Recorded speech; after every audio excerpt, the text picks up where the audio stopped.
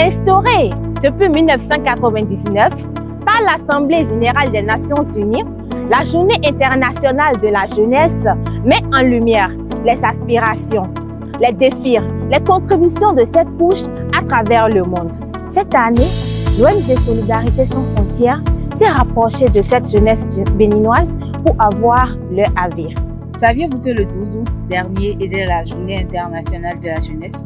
Non, j'ignore ça. Non, je ne savais pas. Non.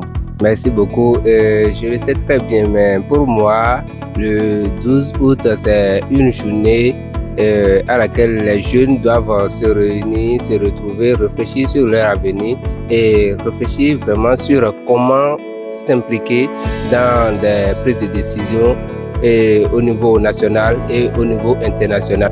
Bien évidemment que je sais que le 12 août est la journée internationale de la jeunesse et ce jour particulier qu'il soit me permet de me poser des questions, de savoir en tant que jeune comment je peux impacter ma communauté et comment je peux aider également d'autres jeunes à mieux impacter leur communauté et réussir brillamment.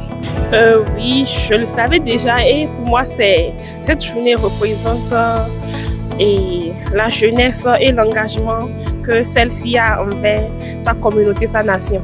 Pour moi, c'est très important, très utile. Après tout, la jeunesse dans n'importe quelle société représente une force, donc c'est vraiment capital et utile. Quels sont selon vous les plus grands défis auxquels sont confrontés les jeunes d'aujourd'hui? Aujourd'hui, pour parler des plus grands défis auxquels sont confrontés les jeunes, on dirait tout simplement qu'il y a la pauvreté, le sous-emploi et le chômage. Non, le chômage. D'accord. Ce que je peux dire, le manque de travail, le manque de rigueur et surtout la discipline, surtout le système éducatif aussi. Bon, je pense que les jeunes sont confrontés plus au manque d'emploi, selon moi. Aujourd'hui, le problème particulier de la jeunesse, c'est le chômage, le problème d'argent et tout. Nous avons également besoin des personnes pour nous aider, non seulement à ne plus compter sur l'État pour avoir des emplois, mais aussi à créer aussi de la richesse, à créer des emplois et à réaliser nos rêves sans pour autant chercher à primer les autres. Des fois, des difficultés à se conformer à la vie active, à la vie professionnelle et aussi des difficultés à s'entendre avec les parents.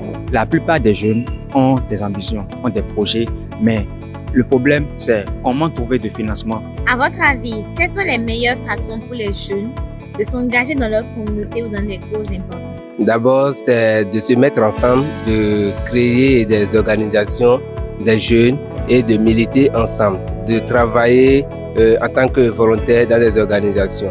Ils peuvent entreprendre s'ils veulent. Parce que s'ils vont attendre, il faut qu'eux-mêmes se lèvent pour revendiquer en fait leurs droits. En fait.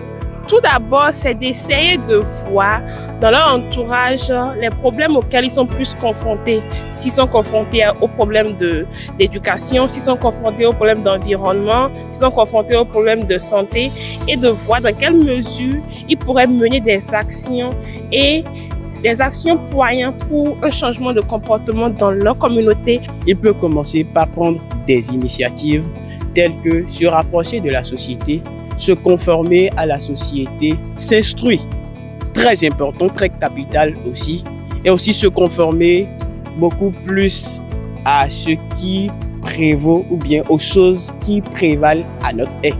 Par exemple, je veux parler du numérique, qui est le langage du 21e siècle. D'abord, s'engager pour la communauté est la meilleure des choses. Ça nous permet d'imparter, non seulement d'imparter, mais de vivre pour quelque chose.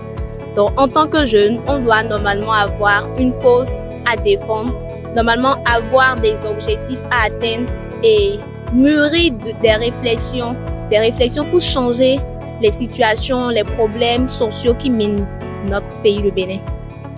Si vous pouvez changer une chose dans le monde pour améliorer la vie des jeunes, ce serait quoi?